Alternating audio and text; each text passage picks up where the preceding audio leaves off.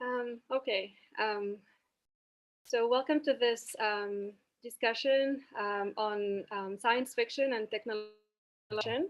It gives me immense pleasure to moderate this inspirational session and most important, to invite you to join us on this intriguing 60-minute journey to imagine the future with our distinguished keynotes, Dr. Karena Kalmbach and Dr. Yasser Bahjatt.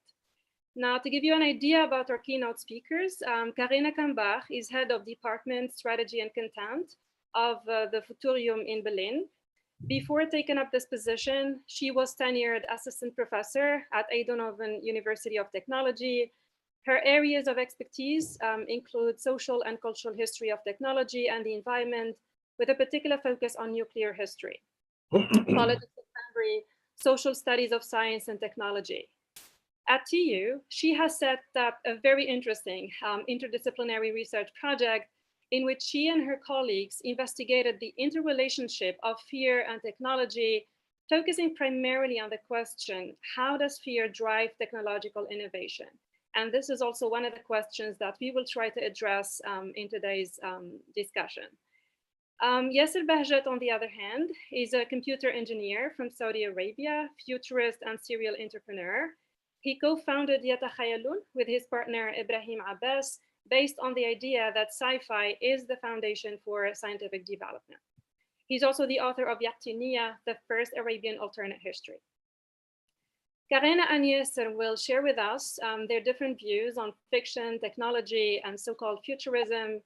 Albeit short, the session is definitely going to be an enlightening journey, digging out possible futures and future possibilities, if so I may phrase it.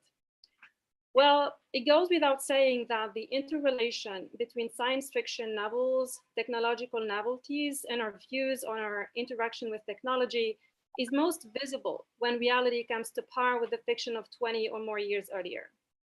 This literary genre, science fiction, offers a rich history of mostly dystopian, but also utopian visions of the future of humanity, society, and technology. And this is also one of the points that we try to examine in today's discussion. The extent to which it is dystopian and or utopian. In addition to its foreseeing character, science fiction is also inspiring real life innovation. This is the gist of this panel as well. The term metaverse, for example, describing a social network of 3D virtual worlds is drawn from a science fiction novel entitled Snow Crash by American writer Neil Stephenson, in which the novelist depicts humans as programmable avatars interacting with each other in a 3D virtual space. And so we would like to discuss the influences of fiction, imagination, and fear on technological innovation. And we really welcome the chance to further explore these points from the perspective, again, of our keynote speakers, Karena and Yasser. So without further ado, Karena and Yasser, the floor is yours for some introductory notes before we get started with the discussion. Welcome to this panel, Karena and Yasser. Thank you.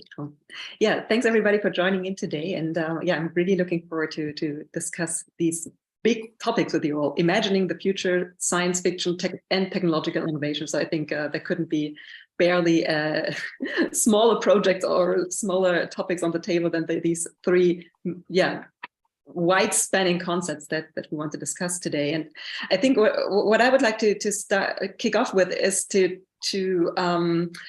highlight from my point of view how actually these three concepts, the future, science fiction, and technological innovation, how they actually interrelate, how they belong together. Because from my point of view, all of these concepts are deeply rooted into specific societal and cultural settings. So starting with the first term, the future. So the way that we even think and conceptualize the future is something that is not just there or natural or a given. It has its very basis in particular cultures and particular societies in particular moments in time.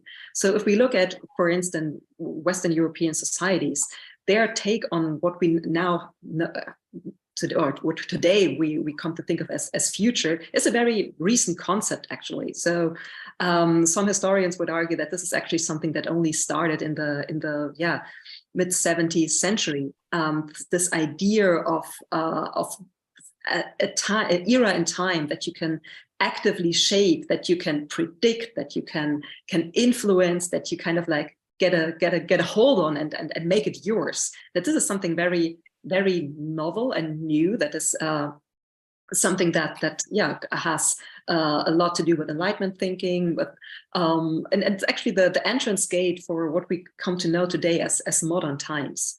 So yeah, in a nutshell, some historians would argue that the very way how we define future today tells us something about what modernity actually is, that or where to locate the time frame of modernity. So the way how we think today, conceptualize future, is inherently linked with our idea about modernity. So this just to start up with the first concept. So that the very idea of what is the future, how can we influence it, is something that is culturally and societally shaped. In this way, of course, also outputs of this societal and cultural thinking and acting, so science fiction or technological innovation, are in the same way rooted in our ideas about the future, about timescapes, about our capability of acting, of shaping these not only the times but the very environment around us. So now taking up the concept of technological innovation. There's a whole academic field that investigates how innovation actually comes into being, how innovation is produced in the way that what kind of factors do we need to be innovative? So specific societies, specific geographies, specific climates, specific funding structures. So there's a whole set of factors that influence on the first hand, if innovation takes place, but at the same time that influence if we consider something as innovative or not. So the very idea of what is actually innovation is something that, again, changes over time and is deeply rooted in our conceptualization of future. Is it do we tell a story about progress? So in this way, is innovation something that always has to be new and has a specific aspect that build on each other, or can innovation be something that is more imagined as a circle, something that can go back, for instance, that takes up old ideas or goes completely different pathways. So in this way, again, we have with innovation, we have a concept here which is inherently or socially and culturally shaped. And what we consider innovative or not depends on specific localities, depends on specific moments and times, and also depends a lot about political and economic interests. And to take up the third concept, science and fiction. So I take these a bit apart and more focus on the aspect of science. There again, we have a whole field of studies that looks into how is science actually culturally shaped and influenced. So the whole research field of science and technology studies that has really gained strength from the 70s, 80s onwards. One of the most influential thinkers in this field, Bruno Latour, sadly recently passed away, but he is one of the main thinkers who indeed looked into how Western European science is shaped by the culture, by the changing cultures, and particularly with our Enlightenment culture, that we came to develop an idea that science is something, so to say, detached from society, something neutral, that the idea that we build laboratories in which we can, like in a, so to say, neutral space, in a space detached from the outside world, create scientific findings. He was very, very critical about it. And actually, he researched laboratories. He researched what ideas and cultural settings actually shape a laboratory setting, and how do cultural factors define what we come to think of as science and what we come to take as scientific facts. So again, with science, we have another concept which is not neutral, which is not just there, which does not mean the same everywhere around the world and every moment in time. And I think already through this little pitch, I hope I drew to some lines how, for me, the aspects of innovation, science, and future, how they link together, and particularly in the way how they have changed over time, how meaning is assigned to them, and how they are rooted in particular the ideas of society, of culture, of progress, of our way, how we want to live together, how we want our time in the here and now to look like, because, and then I close with that, all these ideas of how we want to make science, technology useful for the future actually most often tells us something about the here and now, how we want to interact in the present. So these are all very much present concepts. Thank you. Yeah, thank you so much, Karen. I totally agree. Like, very often science is perceived like, by some people, I would say, as like detached from culture and society, but it really is not, right? And so I would really also like to hear from Yasser, like, what is science fiction to you, from your perspective, Yasser? What does it mean to you, like science fiction? I know you've been passionate about it since childhood, but nowadays, like, how do you think about it? Like, do you think it has a major role in society as well? And if so, like, can you explain that to us? Thank you for having me in this great and amazing and kind of wild session. I'd like to build on what Karena talked about the influence of culture and science. So where I come from is, thought-wise, is that I think that to build to have a strong scientific development in any culture, you have to have a strong kind of sense of imagination and quote-unquote science fiction.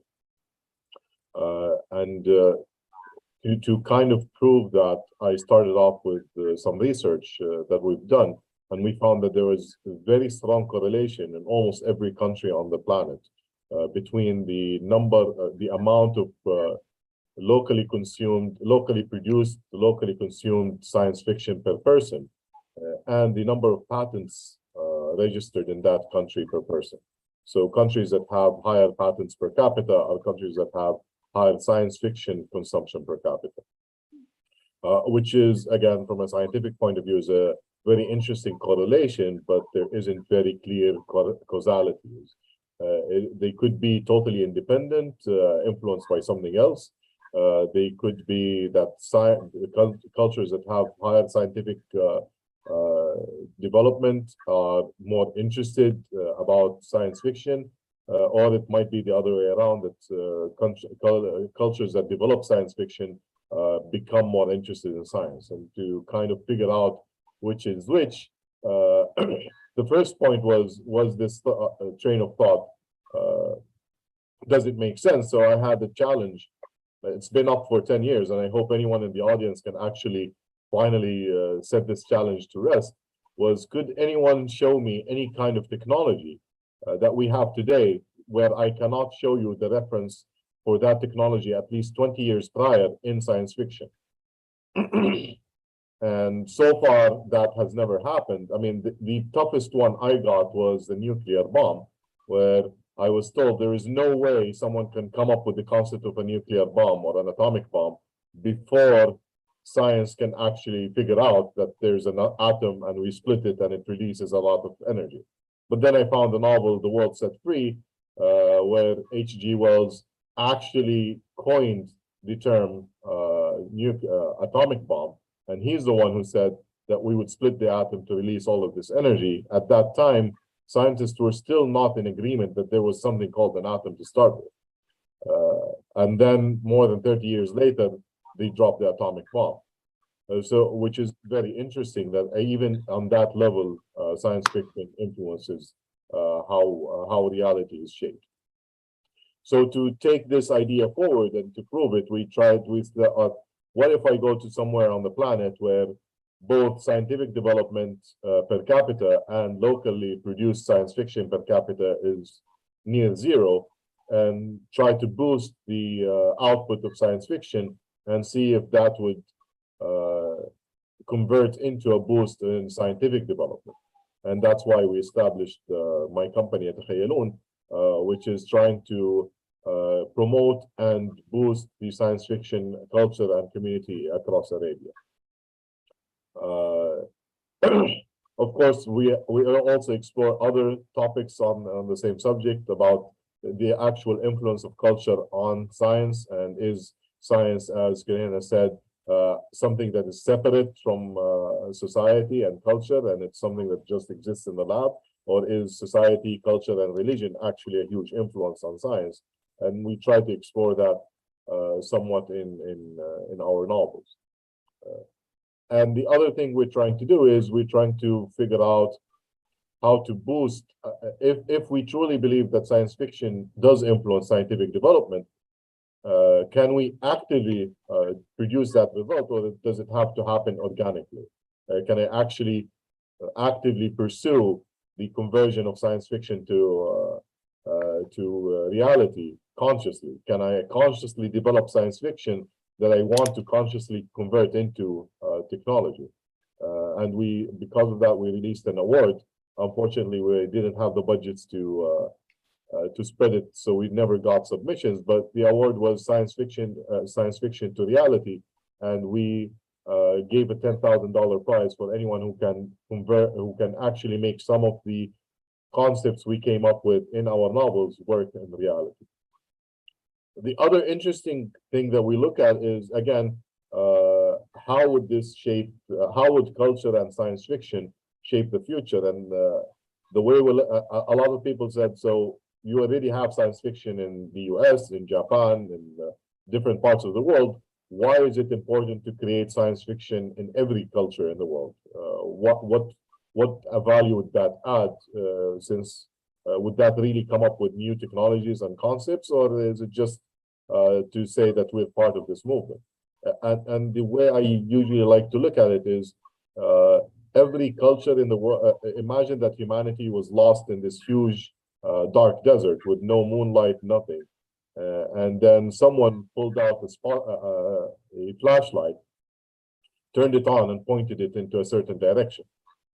Where do you think this group of lost people would start walking? They would definitely start walking on the path that is lit by this flashlight.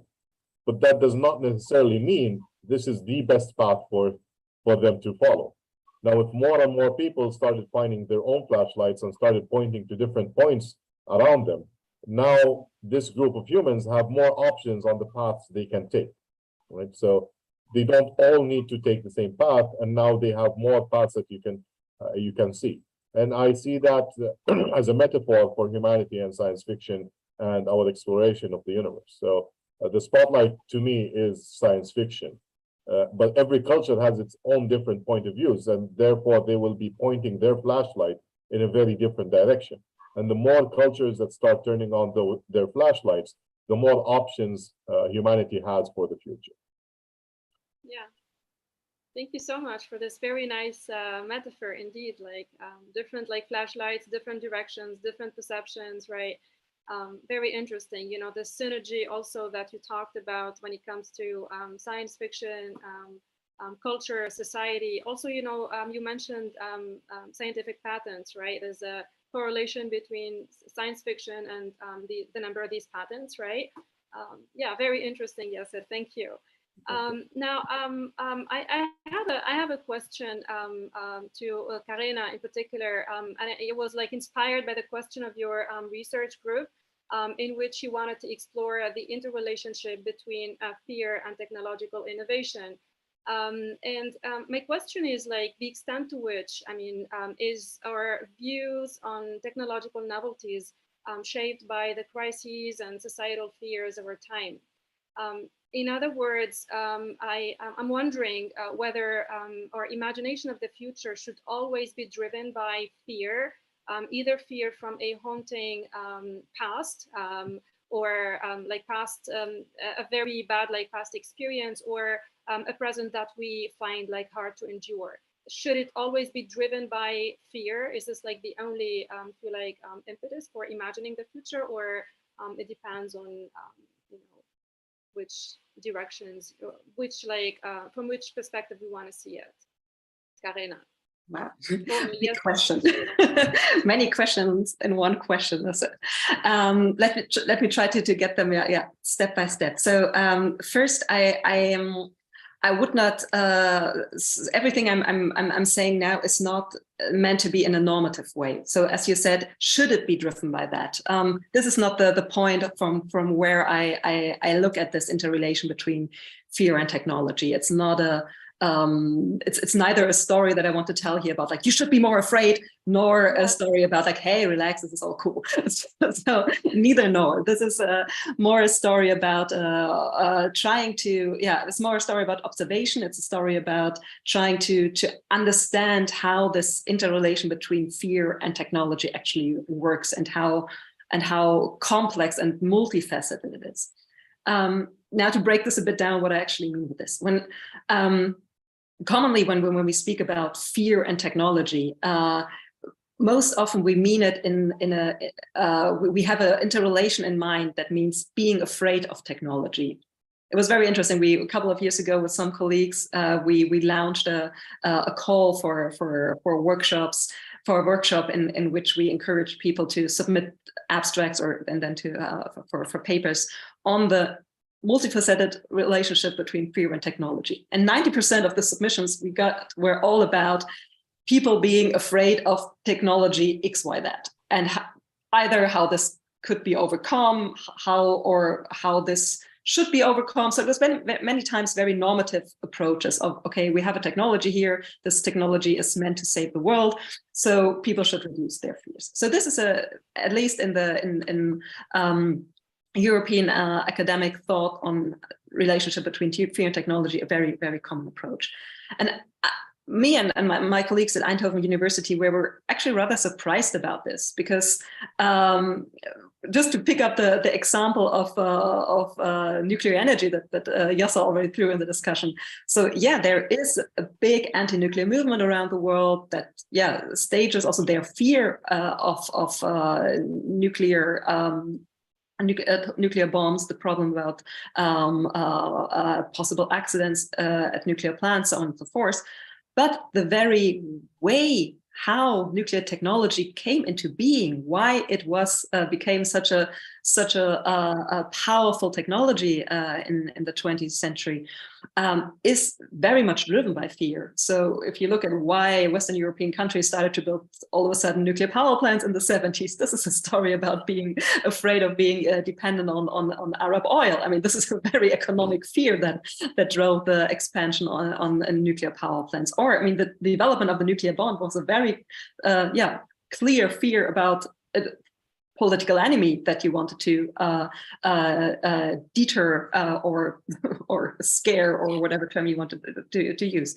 So just on this example of nuclear energy, we see very much that there's fear as a driving force behind technological innovation, but at the same time, as a result of what you come to innovate, that people might be very much afraid of a nuclear bomb, and you could say for very good reasons. I mean, this is a technology that has built in its very existence the task to make others afraid. So, and there we have another interrelationship. There are technologies that are produced in order to make you afraid. There are technologies produced to make you reduce your fear. So if you think about security cameras, for instance, I mean, their very selling proposition is you should feel safe around locations where they're installed. So to cut it short, so this interrelation between technology and fear has many different layers. And with this, this is why now I come back to the beginning, why I wouldn't say like there's a true level or a good level of fear that should be implied in all the stories. I have no idea if there is such a thing as a good amount of fear or bad amount of fear. I'm definitely not the one to judge this, but I find it very interesting to observe ideas or debates and research debates about technological innovation and look at what actors bring in what kinds of fears to their argument. Like what, and there we are with the story of future imaginaries, of future thinking, what they imagine as futures. And do they want this technology to be implemented because they want to prevent a certain future, or do they want this technology to be implemented to push for a certain future because they're afraid in the here and now of a certain development? So I think there, if you zoom in on these fears, you can understand, for me, it's more a way of, a vehicle, a way to understand how these discourses around technology are shaped in the here and now, and to understand what are the interests and the intentions of why people push for or against a certain technology. Because through the zooming in on the fear, you can understand a lot about their worldviews, their political, their economic interests. And at the same time, it can be a good means actually to enter into debates where you have very confrontational debates. Because if you zoom in on the fears, then people have to, in a way, have to be open about what is really at stake here. Because there are few things that you can really be or talk around, but not if you bring it down to emotions, and if you ask, okay, what fears are at stake here? What do you want to prevent, or what do you want to I leave it with that. I'm talking too much. Yes, I'll hand it over to you. I think it's interesting that, again, especially if you look at the nuclear technology as an example, how fear is both the driver and the hinderer of the development of this technology. So the technology was developed because of fear, and now the technology is being hindered from growth because of fear. Right? So it's interesting how fear is both the driver and the brakes at the same time. And I think looking into how that influence, and the strange thing is, it goes both ways, but yet it never equalizes at zero. So it's kind of like a wheel. It's pushing on one side of the wheel and the other direction on the other side of the wheel, which keeps it just rolling forward. Yeah, interesting. Yes. Building on the idea of fear, I also was thinking about speculative history, and it's probably relationship to regret. I don't know, like thinking, coming up with an alternate history. Is it like motivated by a sense of regret, or a sense of maybe trying to make things maybe look better in alternate history? In alternate history, I think there's two drivers, yes, to alternate history, and maybe there's a third one that's less prominent. The first driver is what we just talked about, is fear. So, for example, The Man in the High Castle on Amazon. It's about an alternate history where the Allies lost the World War II, and where the United States is now half occupied by Germany, the other half is occupied by Japan. So it explores that fear: is what if we lose? What if we let these quote-unquote villains win? How would the world look like? The other driver, which might be the driver that drove me to write my alternate history, was a kind of, I wouldn't say regret, but it's more about looking at something that we think we lost in the past and trying to figure out what would it look like if this thing still existed. But the way I look at it is, it's actually at the end of my book in the Arabic version, there's a page about, because most Arabs never really explored alternate history. It was never written in Arabic before. So to explain to them my view on alternate history, it wasn't about just looking into what we lost in the past. It was more about, when you do look back into the past on the things you think you lost, you'll realize the more you think about it, that you still have those things. You can still contribute these things that you think you no longer have. But it's you dwelling in your regret that actually is stopping you from moving forward, not the what if itself. So yes, you might have fallen at some point, but you don't need to stay laying down and say, well, if I hadn't fallen, well, you can still stand up right now, right? Right.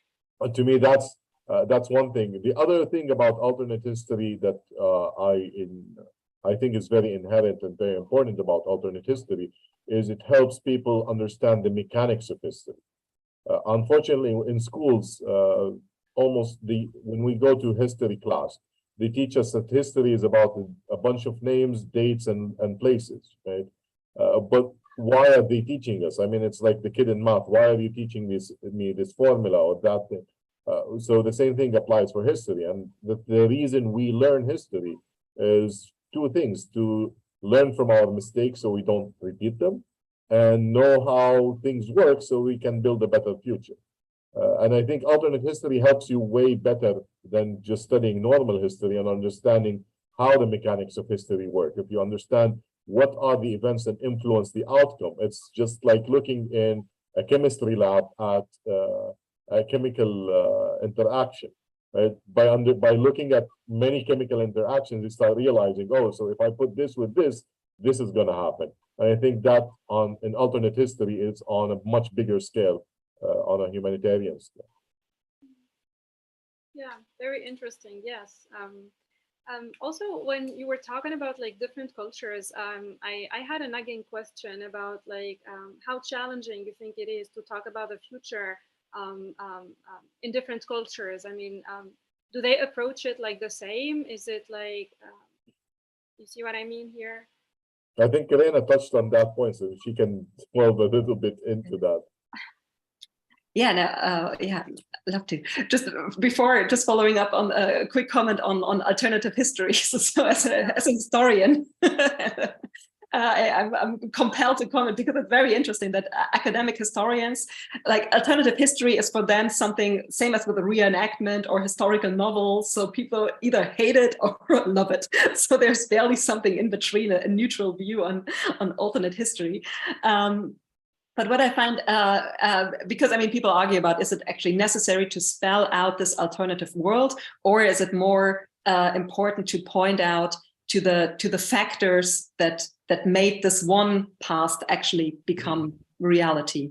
And I think there, historians would very much agree that history is really about stressing the contingency of how this past came into being. So to say, like, yeah, it could have been different. It could have been different for many, many reasons. And this is a bit where, like, I would say the academic history and alternative history deviate a bit. That academic historians often say, like, okay, and for us it's enough to point out like what could have been different, and the fiction world of what this world would have looked like. We rather refrain from this because we would bring in so much or so many contemporary views that it's not really anymore a history that we would be telling, but it's more a fiction story. And so, but to comment at the aspect of this, of the contingency of what could have been different if different depending on what factors were different in the past. There we are actually very much back with Yasser's very nice metaphor on these different flashlights. So because they're the same, it's the future. There's not one future. There are futures in the plural. So there are many different ways of how we can imagine the futures to look like. And yes, I completely agree with you. As more of the different stories we bring in here, and the more different voices we hear about what should this future look like, the more open we become to ideas and more creative of how we could shape different futures. And I think there is where we're past and present very much overlap, that all of a sudden we can look back in the past in different ways, but we can, the same so look into the future in different ways and create different pathways and become aware of like what are these factors that either define this one future or another future, the same as if when we look back in the past, what were the factors that made for this one past and not for another past. And this very idea that we have this forecast, so that we do not so much in our today's world look back into what happened in the past and tell different stories about the past, but rather tend to look into the future and try to actively shape this future. And now, yeah, being back with your question, Ikram, at least for Central and Western Europe, this is something that has been coined by a German historian, Reinhard Koselleck, as a phenomenon that was developed in the so-called Sattelzeit, a very specific term he uses there. And what he lays out in this theory is that there's a specific moment in time in European history where all of a sudden the drive to rather predict and shape what is ahead gains or becomes more prominent and more defining to people's life than the here and now or even the past. So there's kind of like he defined this moment in time, or says so. I mean, it's other people would argue it had happened at other moments in time anyway. But this idea of the future as a time and a space to conquer and to shape and to develop in due to your own agency. That he argues that this is something that really defines or is a major landmark in European history, because this sets a whole new era, this idea of shaping the future. And and I think this gives us really an some idea. kind of feedback loop on the audio, so I don't know where it's coming from.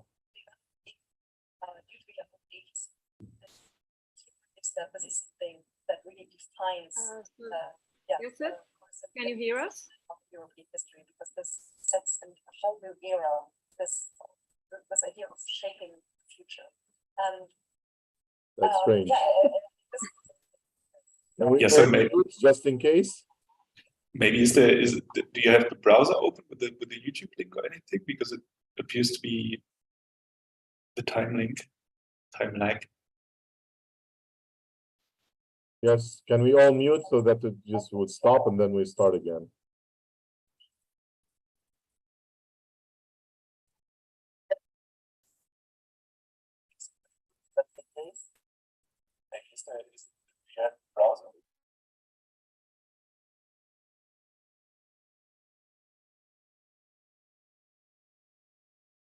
It seems that I lost Karena, and I'm not sure whether Yasser can hear us all right.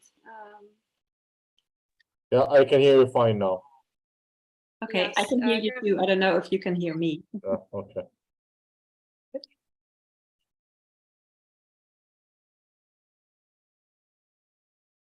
Okay, I think we're back.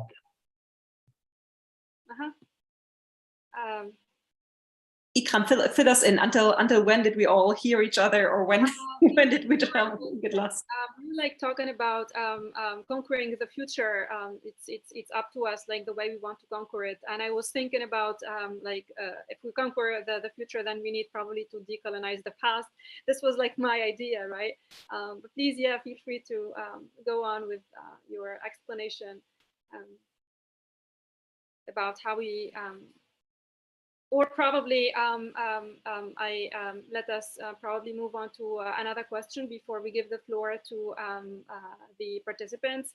It's like more of a personal question. It's about the future. I mean, I would really love to ask you how you perceive the future, like Yasser and Karena, how do you see it, like in light of all that's going on around the world?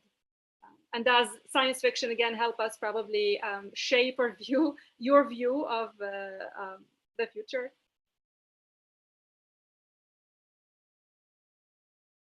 Would you like to start taking the stab, Karina, or should I go?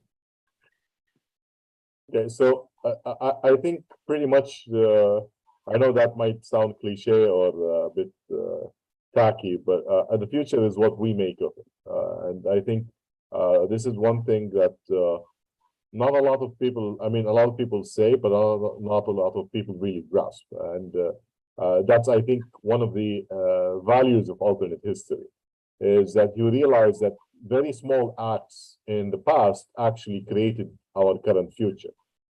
And some events that, if you look at them at the time they happened, they might have seemed insignificant, and whoever made them did not think twice about them.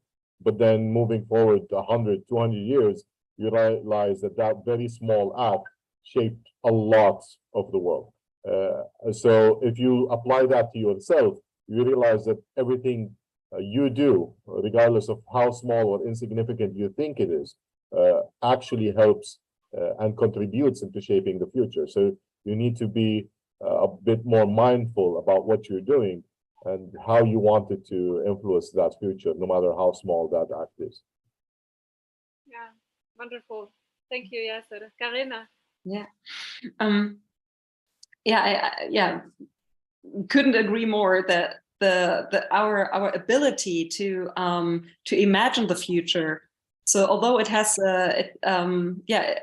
it is something that was not always there in that way, as I said, like in European history, it's definitely something that came into being with our way of being modern, of having also a very, in a way, also very colonializing aspect of thinking that you can shape this time which lies ahead of you, and that you are the master or the mistress of shaping it, has a very action-driven reading in it. But at the same time, this is exactly the entrance where we can say, we can make things different, and that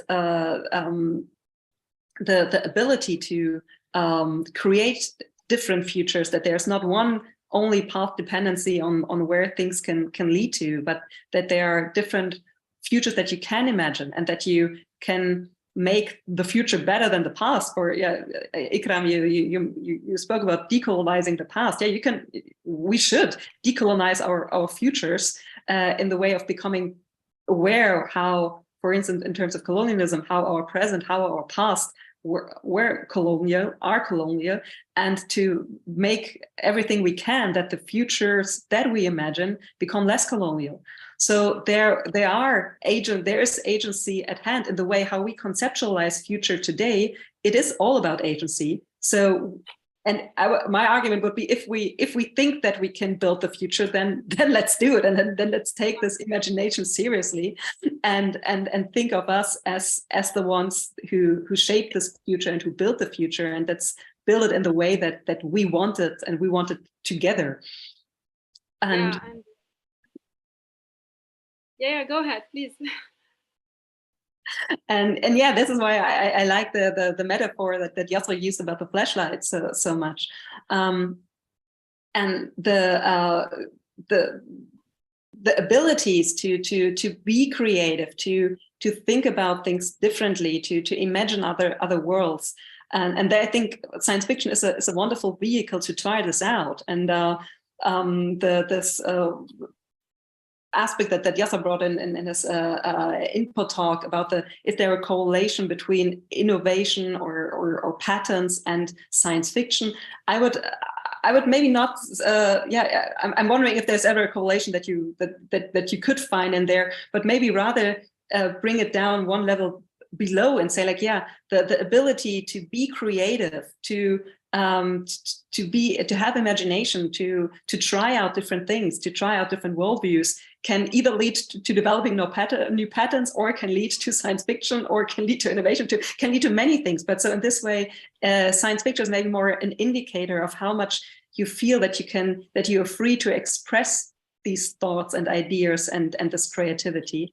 And I think fortunately there are more and more initiatives to try to bring this, to push for this, what the UNESCO has now called futures literacy, to really build programs to make people bring out their creativity. And if the means is science fiction, or if the means is, I don't know, whatever creative technique, be it, but just like enable people to imagine worlds that are better in the ways that we maybe experience our present right in the here and now.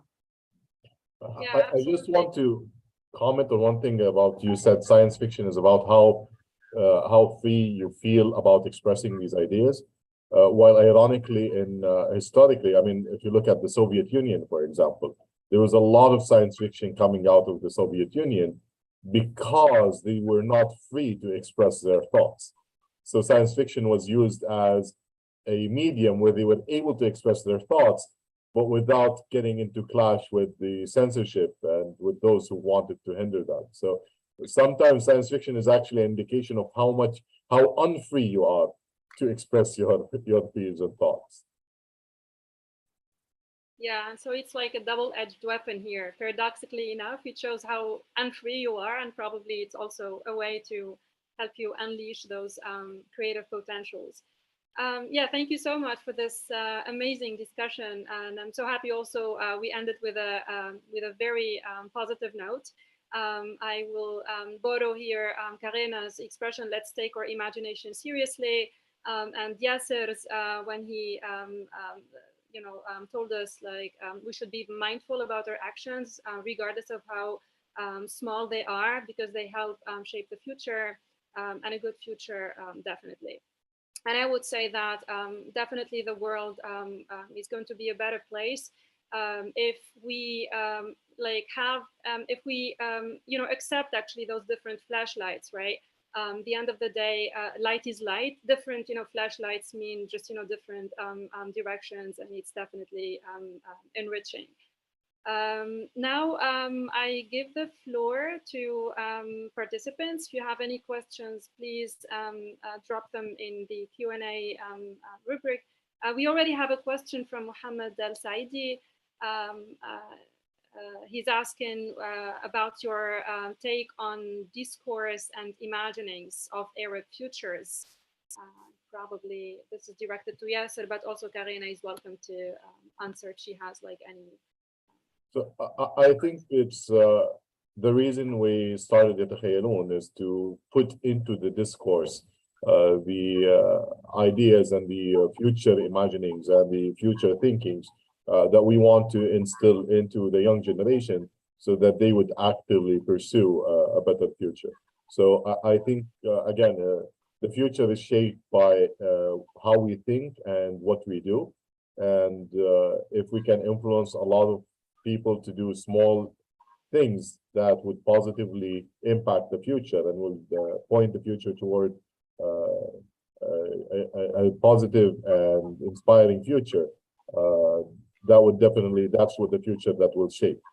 But if we leave the floor to those who have, who are not positive thinkers, let's put it that way, then these negative thoughts are what's going to propagate into the future. So I think that's the important thing about the discourse. Yeah, discourse and imaginings. Yeah, absolutely. Any more questions from the participants? If not, can you relate speculative history to probably COVID-19?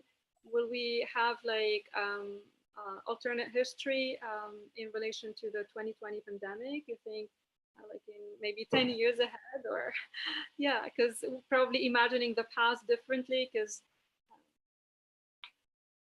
I think the pandemic is already becoming an I mean a lot, it's kind of turning into a new calendar system. Like a lot of times when you're talking with people, it was like pre-pandemic, post-pandemic, during the pandemic. So it's becoming like a historical event that we relate time to. And I think as time goes by, this is going to definitely reflect in a lot of literature. Yeah, how about you, Karena? What do you think? Yeah, I think the pandemic for me as an historian, it was interesting, particularly to see that there are many different presence developing at the same time. And I mean, what we often try to, and also what we teach history is to make students aware of how much a certain past is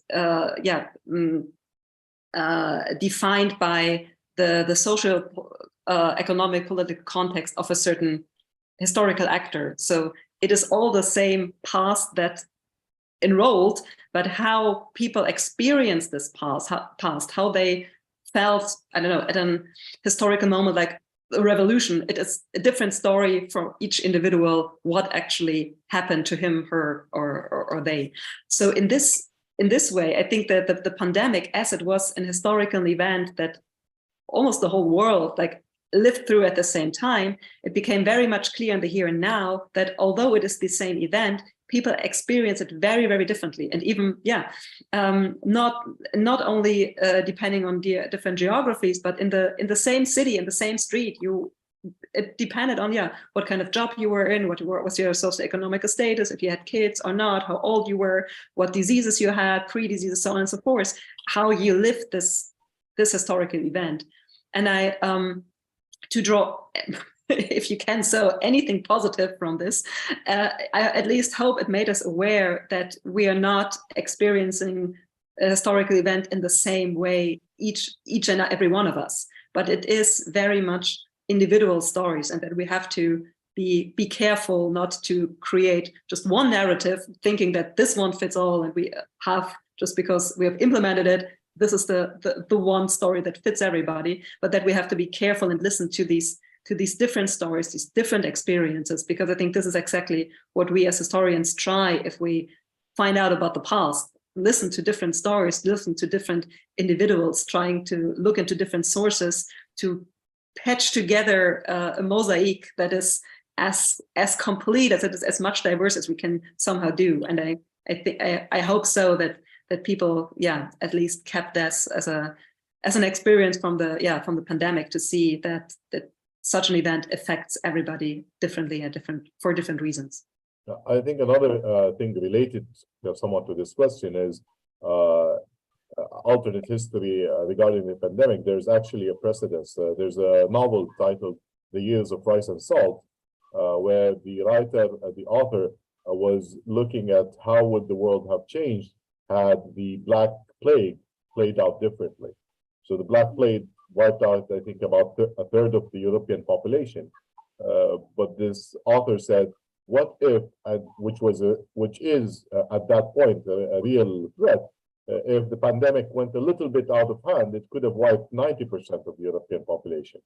If that would have happened, how would this have affected the world? So I think just like that was a huge event from a pandemic point of view, I think similar things will start being written about how this pandemic played out. And especially, I think, when in this day and age we're a little bit more politically diverse and aware, I think that even politics are going to start using alternate history to say, well, if this party had done this, this is how our current present would have looked like, right? And I think that's where suddenly this fiction and reality are going to clash, because I think it will turn into some kind of a tool for political agendas. Yeah, interesting. Well, looking back also at the relationship, Yasser, you talked about between scientific patents again and the science fiction. I was thinking about, but please correct me if I'm wrong, like the shortage of scientific patents in the Arab world, is it like probably generated by the lack of interest in science fiction, or is this like just a prejudice that I have? That is my hypothesis. So my hypothesis is, I mean, if you go back into Arabian history, when the Arabian world was the pinnacle of scientific knowledge, was creating a lot of new scientific knowledge and new inventions and whatnot.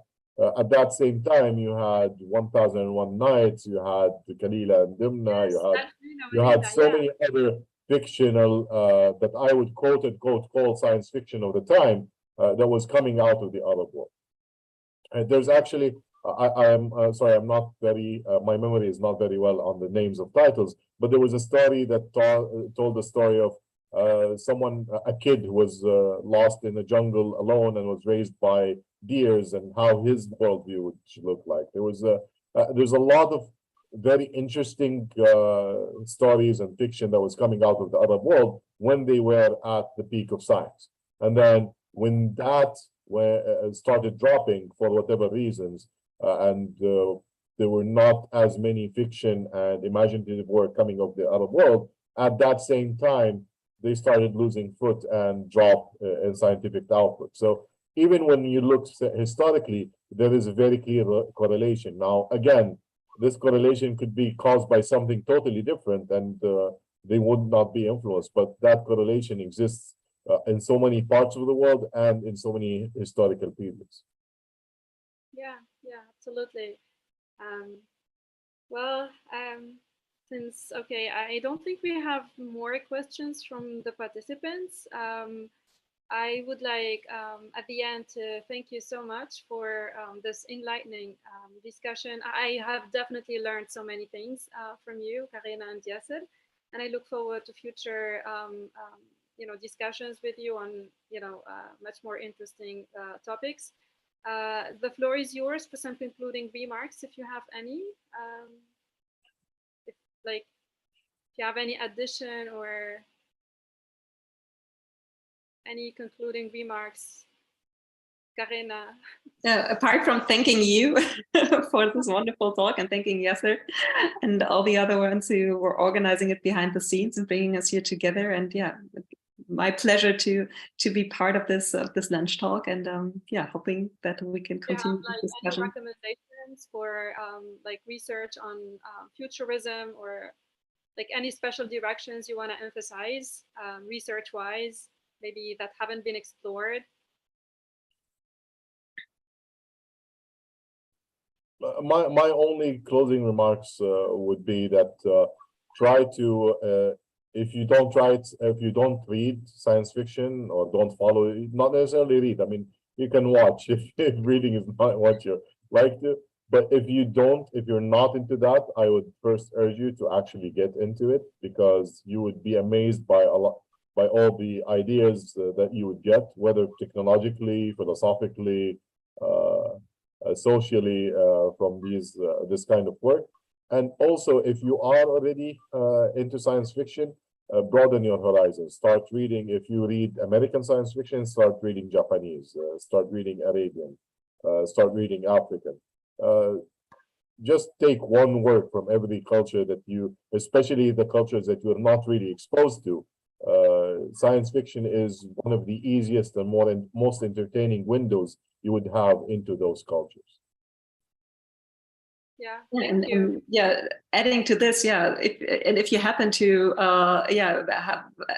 be in the situation to be able to travel around the world, also then go to the places that try to make these future imaginaries more immersive. So they're more and more future oriented museums opening up around the world. And so there's the Mirakan in Tokyo, there's the Museum of Tomorrow in Rio, in Dubai, just the new Museum of the Futures. And yeah, this is actually the place where I work in Berlin. The Futurium is a house of the futures, where with a very strong focus on sustainability, we try to stage different futures, be it in their way how we relate in the future, different amongst people, amongst our relation with technology, or within the environment.